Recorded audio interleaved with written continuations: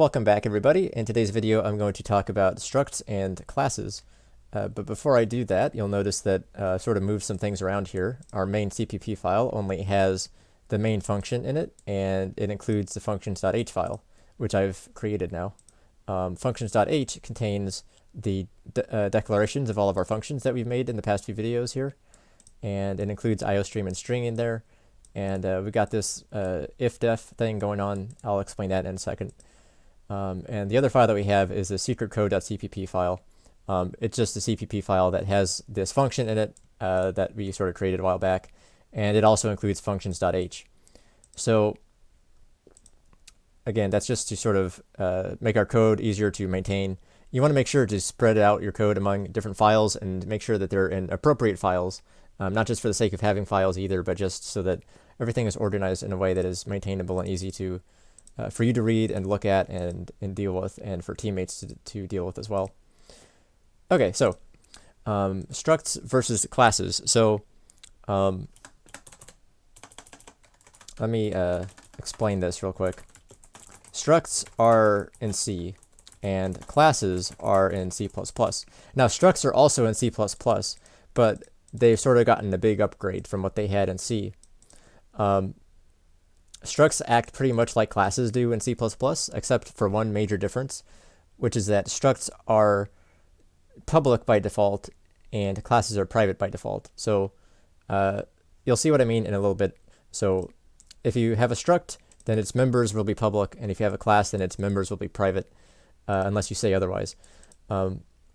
Typically, you might see a struct in a C++ program for backwards compatibility with C, or because the object that the struct is trying to represent doesn't really need to do a whole lot and can sort of be represented as a struct rather than a class. It's really up to you which way you prefer to do it, although classes are the prevailing way of doing things with this kind of stuff in C++. So most of the time, like 99% of the time, you'll see classes instead of a struct. But if you're looking at C code or code that will be, or C++ code that interacts with C code in some way, you might see a struct here and there. So I'll show off both ways regardless. So okay, so let's get started with that. Let's make a new header file. If you're going to make a struct, you want to put it in a header file so you can include it in multiple projects and easily transfer it between files and code. So we're just going to right-click, add new item, choose header file, and we're going to click on the name and rename it to point.h. So because we're going to construct a point, and by a point I mean like a point on a coordinate system. You've got an x and a y value, simple stuff. Now you'll notice that Visual Studio created a new file. Really, you could use this, you could create this with any text editor that you have. It could just be as simple as Notepad or whatever, and make point.h, and then you'll see Visual Studio typed in pragma once for us. So pragma once is a preprocessor directive as indicated by the pound sign right there. It is essentially identical to this if and def stuff right here. But there are some differences that people will argue about on the internet. There's difference of opinion whether or not you should use pragma once versus if and def. So really up to you, but I'll explain what they are. So if and def is just essentially an if statement for the compiler. It just checks if this is not defined, functions.h, then define functions.h, and then end that if statement. So if it's not defined, then it will go in here. If it has already been defined, then we just skip that whole block. The reason for that is that we don't want to duplicate code because that can lead to compiling errors if we try and compile that and we have multiple declarations of objects or whatnot. So you only want to define it once, so multiple definitions, I should say. So that gets us around that problem. And pragma once does essentially the same thing, but there's some slight differences that are really technical that I don't even quite understand. So just know that you can use either one of these depending on your preference. Okay. And you want to do that in the H file because, again, like I said, you could have multiple CPP files including H file. You can have H files that include H files. So just like that right there. So again, be careful and pick your poison. So now for the struct, in order to create a struct, all you have to do is type struct, and we'll call it a point, curly braces, and that. And I like to put them on the same level like that. Okay, so struct point and that, and we'll just have our int x and our int y. Okay, we have a struct, and that's really all it is. Like most of the time, like I said, a struct is used just to contain data like this. You might see it just containing data. Now I want to show, well, I want to show you how to create a class next. So we're going to make a header file and a source file. So we're going to make a rectangle to go along with this point. So what we're going to be doing is creating a rectangle at a point in space, basically. So what we're going to do. So we'll use the point to represent where the rectangle is at, and then we'll create the rectangle based on that point. Okay. And the reason that you want to use classes in the first place is so that you can represent those types of complicated objects and structures, which is what a struct is, complicated structures and stuff that you can't really represent through just the basic types of int and bool and float. So if you need more complicated things, that's when a class comes into play. So we're going to add a source file now. We're going to create a new item called a, well, you see there's an option for a C++ class. If you click that, it'll do it all for you, but if you want to get the experience, just type in the C++ file. We're going to call this rectangle.cpp. And then you can also do it for the header file. So we're going to do a rectangle.h. And just so it's easy for you guys to look at, I'm going to put these side by side. So there we go. Okay. Now, I can define a class pretty much like I can define a struct. So I can say class rectangle, just like that. Okay. So now I've got my rectangle class here, and I can just talk about the properties that I have in a rectangle. So rectangles will have a width to them. So int width, and we got int height. And we're also going to have that point in there. So we'll say point, I'll say top left corner, because that's where our rectangle's going to be. So rectangles have 4 points to them. So let's pick the top left one to start at. That's typically what you use for a rectangle. It doesn't recognize the point because I haven't included the file. So let's include our header file that we just made, point.h. And now the rectangle class knows what a point is, and so it can have a point of its own. These are called member variables because they are a member of the class. And by default, like I said, in a class it's private, and a struct it's public. But to be more specific, we can just type private ourselves, and I can type public up here, and whichever order you prefer. And so now we've got a public area and a private area, and so you can organize your variables like that. Okay, so now let's jump back to main.cpp. Let me put it over here actually. So in main, let me remove those. In main, we can type, well, we have to include our stuff. So we'll include point.h, and we'll include rectangle.h. By the way, since rectangle.h includes point.h, you could just remove that. That works just the same. So it's like a little chain of commands sort of thing. Include this, which includes this, which includes who else knows what. So now I can create a point called point, and then I can call point.x equals whatever. I can say x is 1, and then the y is 2. Whoop, there we go. And then I can do std cout point.x. We'll do a comma space point.y. Now you'll notice I'm not directly outputting the point itself. If I try and do that, I'll get a problem.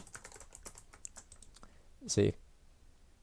So it doesn't know what to do with this because we haven't defined what it should do when it sees a point. So in order to do that, you'll need to code your own thing, and I'll show you how to do that in a future video.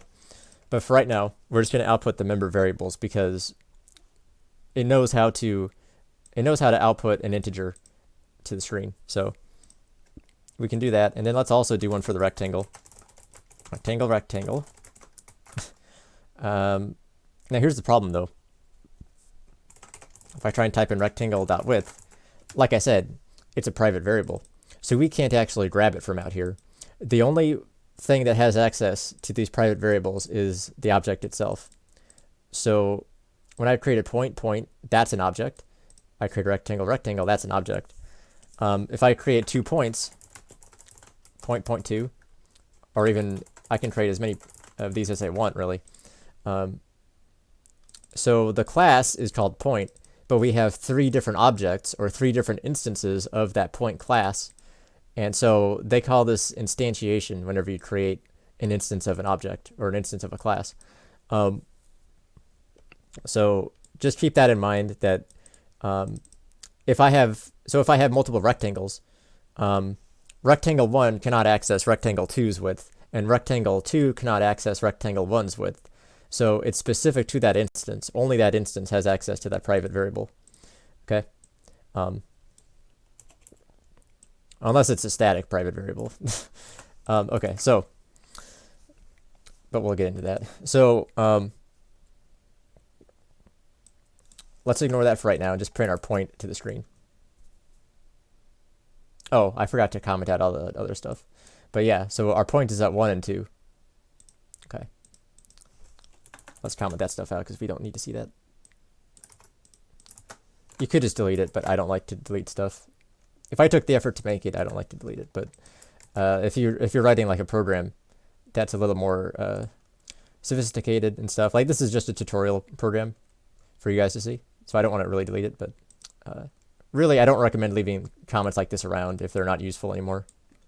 So when you actually get into doing projects like that, you don't want to leave stuff around like that. So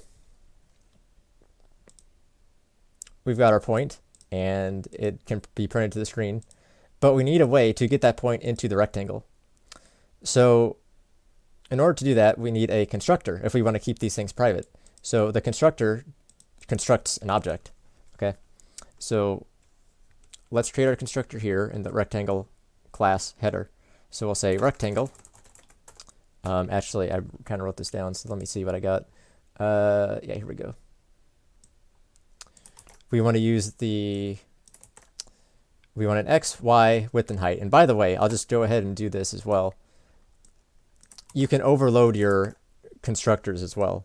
So just the same way that we overloaded functions in the last video, we can overload them right here. So we can have 2 constructors that take an X and a Y value, or it could take a point on its own. Okay, so in order to create these functions ourselves, we're going to go into the CPP file. And so we're going to include rectangle.h, and then we're going to, just for the sake of time, I'll copy and paste these, but I'll explain what they are and how they work. So the first thing we do is we scope into the rectangle class. That's what this : is right here. So we're saying rectangle : rectangle. And so rectangle on the right-hand side, the white one, is the name of the function. And the left-hand side, the green one, is the class name. So that's important. So both of these functions are pretty much identical. So all they're doing is setting the internal private member variables equal to the parameters that are passed in. Nothing too special going on there.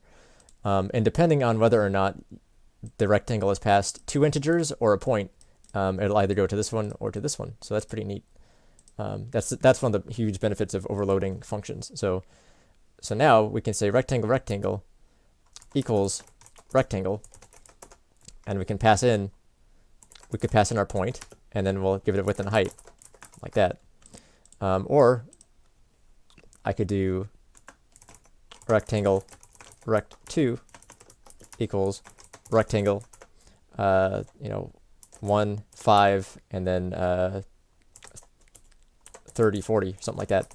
Now we have 2 rectangles. Let's call this rect1. Okay, 2 rectangles made entirely different ways. And now you'll notice that still there's not really a good way to print out a rectangle. But you know what we can do is we can create a method or a function inside of the rectangle that lets us print out the private variables. So that's one way of getting around that. So I'm going to create a function really quickly that can just print out this information. So we'll type void print info, and then in the rectangle.cpp file, I will just copy and paste what I have here. So again, rectangle print info. Okay, so this function uses cout, so I need to include the IO stream. Forgot about that. So yeah, again, like it's up to you whether you want to include IO stream here or in the H file. I don't really think it makes a difference. So this print info just couts this rectangle is located at top left corner dot x, comma, top left corner dot y, with an area of calculate area. Okay, so calculate area is like another way of, just a useful way of dealing with the member variables in here. So I can do int calculate area if we want to know the area of the rectangle, and put that right there. So again, int rectangle, scoping into that, calculate area, return width times height. And now we know everything there is to know about this rectangle, pretty much. So essentially, if you wanted to build a program that calculates the area of a rectangle at a given point, you could do that. And there's like a million other things that you could do with a rectangle. I'm sure you can think of them. Like what if you want to check if two rectangles intersect with each other, stuff like that. You can play around with that stuff on your own. Now I can do rect1.printinfo and rect2.printinfo. And this should be able to build and run, and we should be able to see both of their information. Yep, succeeded. And 1, 2, that's our point. This rectangle is located at 1, 2 with an area of 500, and this rectangle is located at 1, 5 with an area of 1200. So looks good to me. Looks like it works as intended. So one more thing I want to bring up, because just while we're talking about this stuff, I went over the constructor, but not the destructor. So the constructor runs when an object is instantiated. So there's a thing that runs when the object is destroyed too, and that's called the destructor. So destructor runs when an object is destroyed, and typically that happens when the object goes out of scope. So we can just, again, on the H file here, I'll just write that tilde rectangle like that. And so that tilde indicates that it's a destructor. So we'll do rectangle scope in tilde rectangle. And we're not going to do anything because we don't need to do anything. I could output, well, you wouldn't see it, but actually, no, I think you would see it. Let's try it. Destroyed at, let's do top left corner dot x, top left corner dot y. So we destroyed a rectangle at this location. I think this is going to work. So again, this runs when the object is destroyed or goes out of scope, and that's going to happen since these rectangles were created inside of int main. That destructor is going to run once we get to that return 0. So let's see what happens. Yeah, so we destroyed rectangle at 1, 5, and then we destroyed the rectangle at 1, 2. So we actually destroyed the second one before we destroyed the first one. I think that might be kind of, I'm not actually sure if that order is dependent upon anything, but you can't really be totally sure in what order things will be destroyed, really. So be careful about that as well. And one last detail, you'll notice that these actually don't have return types for the constructor. I don't know why that's not green. It should be green. There we go. Constructor does not have a return type, and destructor does not have a return type. That's pretty unique as far as functions go. Every other function needs to have a return type, but those two can get away without one for some reason. So, all right, there's still a lot to cover for classes, but we just scratched the surface here, so we'll leave it at that. If you enjoyed, please be sure to like and subscribe, and I will look forward to seeing you in the next video. Thanks.